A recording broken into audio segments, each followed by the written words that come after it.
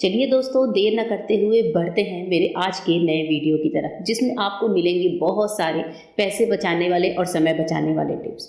हमारी आज की जो पहली टिप है दोस्तों, गैस चूल्हे को लेकर है। हम सब गैस चूल्हे को क्लीन करते हैं, बर्नर को क्लीन करते हैं, लेकिन क्या आपने कभी गैस के साइड वाला ये जो पार्ट होता है इसको कभी क्लीन किया है? क्योंकि यहाँ पर बहुत सारे जर्म्स इकट्ठा हो जाते हैं, बहुत सारे ऑयल के छींटे या फिर आटे वगैरह का पाउडर जैसा जो फार्म में होता है, या फिर जो खाना हम बनाते हैं वो सब कुछ साइड बाय साइड यहाँ पर जमा होने लगता है। वैसे मैं अपने गैस चूल्हे की बहुत अच्छे से क्लीनिंग करती हूँ, इसलिए आपको ज़्यादा गंदा नहीं दिखेगा, लेकिन सिर्फ एक टूथपिक की हेल्प से कैसे हम अपने गैस चूल्हे की साइड पार्ट की क्लीनिंग करते हैं वो मैं आपके साथ शेयर कर रही हूँ।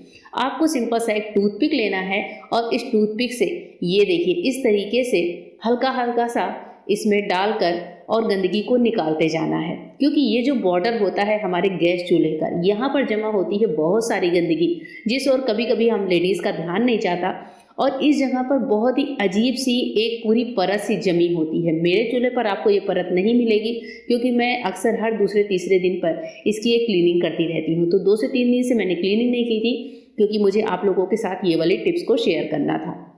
गैस के चारों ओर हम इस तरीके से टूथपिक को घुमाते जाएंगे। यहाँ पर अब कुछ लोग सजेस्ट करेंगे कि ये काम आप नाइफ से करते हैं। दोस्तों, नाइफ से करने पर होता ये है कि हमारे चूल्हे की जो एक लेयर होती है उसके कटने का डर होता है, पॉलिश के खराब होने का डर होता है, तो इसलिए ये काम आप टूथपिक से ही करें। टूथपिक से बहुत ही आसान तरीके से हम अपने गैस चूल्हे के साइड की जो गंदगी है उसको निकाल कर अलग कर सकते हैं। ये देखिए एकदम मोटा लेयर टाइप का जमा होता है, जिसको हम सिंपल टूथपिक से इस तरीके से क्लीन करते हैं।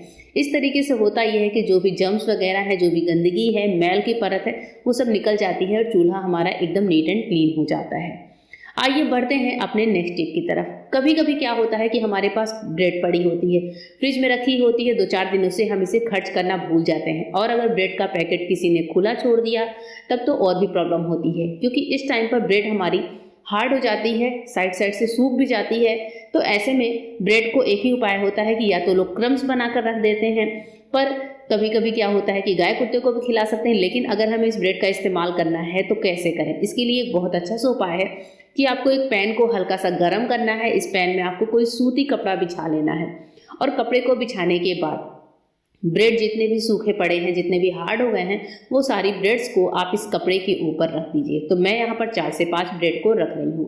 ब्रेड ज़्यादा हैं तो भी आप एक साथ रख सकते हैं, एक बार में आप 10 से 12 ब्रेड को सॉफ्ट बना सकते हैं। कपड़े को इस तरह से कवर कर देंगे, और अब इसके बाद से अगर आपके पास वाटर स्प्रे बॉटल है तो आप उससे स्प्रे कर लीजिए, या फिर जैसे मैं हाथों में लेकर हल्का सा वाटर स्प्रिंकल कर रही हूँ, इस तरीके से कपड़े पर हल्का हल्का सा पानी को स्प्रिंकल करेंगे।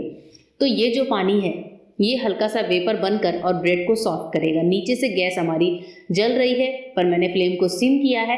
अब हम क्या करेंगे, इस पैन पे लगा देंगे ढक्कन, और ढक्कन लगाने के बाद सिम फ्लेम पर ही हम इस ब्रेड को छोड़ देंगे 1 मिनट के लिए। और 1 मिनट के बाद मैं आपको दिखाती हूँ। 1 मिनट के बाद ही हमारी जितनी भी ब्रेड हार्ड थी, कपड़े को हल्के से हटाइए, वो हमारी सारी ब्रेड बहुत अच्छे तरीके से सॉफ्ट हो जाती है, क्योंकि हल्की सी गर्माहट और पानी के छींटे दोनों मिलकर ब्रेड को बहुत अच्छे से एकदम स्पॉन्जी सा बना देते हैं। तो इस तरीके से ब्रेड को आप नेक्स्ट टाइम इस्तेमाल कर सकते हैं, क्योंकि ज़रूरी नहीं है कि हर बार हर चीज़ को फेंका ही जाए। तो इस तरीके से हम अपने पैसे भी बचा सकते हैं, फालतू चीज़ों की वेस्टेज होने से भी बचा सकते हैं।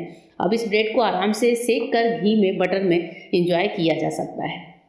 आइए बढ़ते हैं अपने नेक्स्ट टिप की तरफ। हमारी आज की जो नेक्स्ट टिप है, सर्दियों वाले जो आलू होते हैं, जब हम इस आलू को उबालते हैं दोस्तों, और आलू के छिलके फटते हैं, तो आपने देखा होगा कि आलू में हम कितना भी आलू को पहले वॉश करके उबालते हैं, पर आलू में थोड़ी थोड़ी मिट्टी रह ही जाती है।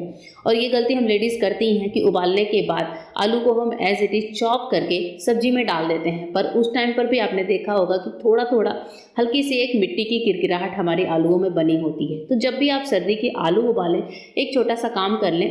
पर अगर कभी आपको पराठे टिक्की बनाने हो तो आप इस काम को करने के बाद आलू को छान के भी रख सकते हैं, पर अगर हमें सब्जी बनानी है सिंपल, तो फिर आप तुरंत भी आलू को इस्तेमाल कर सकते हैं। इससे एक फ़ायदा ये होगा कि अगर आलू बहुत ज़्यादा गरम है, आपको फटाफट से इसको इस्तेमाल करना है, तो आलू फटाफट से ठंडे भी हो जाएंगे। आप इन आलूओं को एक एक करके नॉर्मल पानी में डिप करते जाइए, और बस एक एक पानी करके इस तरह से निकाल कर किसी छन्ने में या किसी कटोरे में रखते जाइए। आप देख रहे हैं कि आलू के साथ साथ पानी में थोड़ी थोड़ी सी गंदगी भी आने लगती है। तो आप चाहे इसे छन्ने में रख लें, चाहे जैसे हम इसमें रख रहे हैं इस तरीके से रख कर, और अब आप आलू की सब्जी बना लीजिए। आलू में बिल्कुल भी आपको मिट्टी की किरकिराहट नहीं होगी, क्योंकि हम पहले कितना भी वॉश करते हैं, बॉयल होते टाइम आलू में थोड़ी मिट्टी तो छिलकों के समेत जाती ही जाती है।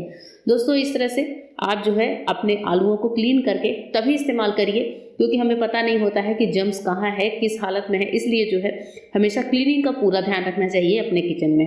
होप करती हूँ ये टिप आपको पसंद आई होगी, और इस तरह से आलू फटाफट ठंडे होकर सॉफ्ट भी हो जाते हैं। नेक्स्ट टिप है स्वेटर को लेकर। जब कभी हम लोग स्वेटर धुलते हैं, इस तरह के जैकेट्स होते हैं, उन पे आपने देखा होगा दोस्तों कि एक स्वेटर से दूसरे स्वेटर पर कुछ रोएं वगैरह लग जाते हैं, कुछ बाल चिपके होते हैं, कुछ वाइट वाले अलग टाइप के स्वेटर होते हैं जिनके जो रेशे होते हैं वो दूसरे स्वेटर पर आकर चिपकते हैं। स्पेशली ब्लैक कलर के स्वेटर पर ये प्रॉब्लम होती है। जैसे इस टाइप के बाल हैं तो ये निकलेंगे तो ये दूसरे स्वेटर पर जाकर चिपकेंगे।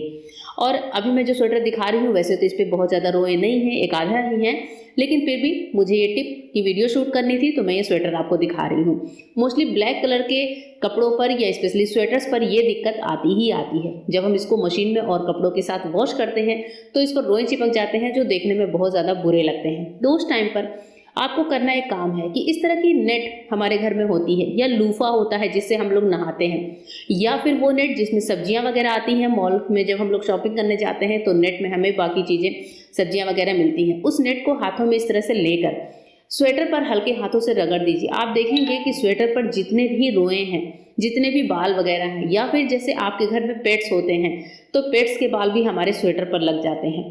तो ऐसा होता है कि जब हम धुल कर लाते हैं तो स्वेटर पर रोएं ज़्यादा पता चलते हैं। तो इस नेट से जैसे ही आप स्वेटर को हल्का हल्का सा झाड़ देंगे तो आप देखेंगे स्वेटर के सारे रोएं निकल जाते हैं, साइड हो जाते हैं। और ये नेट से ना ही आपका स्वेटर खराब होगा, ना ही किसी तरह के फैब्रिक को नुकसान पहुंचेगा। ये नेट आप सॉफ्ट होता है और इस तरह का नेट आप अपने किचन में या घर में हमेशा इस्तेमाल के लिए रख सकते हैं। तो स्वेटरों को इस तरीके से अच्छे से क्लीन करके इस्तेमाल करिए। नेक्स्ट टिप है और लास्ट टिप है दोस्तों, वो कप के अरेंजमेंट को लेकर है। कभी कभी जगह कम होती है, हमें 4 कप अगर एक साथ रखने हैं तो उस टाइम पर एक छोटी सी ट्रिक आप फॉलो करिएगा। 4 कप आपके एक मुट्ठी जगह में समा जाएंगे। इसके लिए आपको कप लेने हैं और कप को एक एक करके रखते जाना है। तो जैसे कप को हम रखेंगे तो एक कप का जो हैंडल है वो दूसरे कप के मुंह वाले पार्ट में आना चाहिए। तो इस तरह से देखिए जैसे मैं दिखा रही हूँ, तो दूसरे कप का जो मुंह है तो हम कप का जो हैंडल है वो डालेंगे और इस तरह से उस कप के मुंह में फोर्थ वाले कप का हैंडल डालेंगे। इस तरह से कप करके चारों कपों का जो हैंडल है आपस में सेट कर लेना है। और फिर होगा ये कि बहुत ही कम जगह में हम इन कप्स को एडजस्ट करके रख सकते हैं। इसके ऊपर भी हम इसी तरह के कप की लेयर लगा कर रख सकते हैं। तो होप करती हूँ आज की टिप्स एंड ट्रिक्स आपको पसंद आई होंगी, और टिप्स पसंद आते ही चैनल को सब्सक्राइब करिएगा, वीडियो को लाइक करिएगा। फिर मिलेंगे मेरे नए वीडियो में, तब तक के लिए गुड बाय, थैंक यू।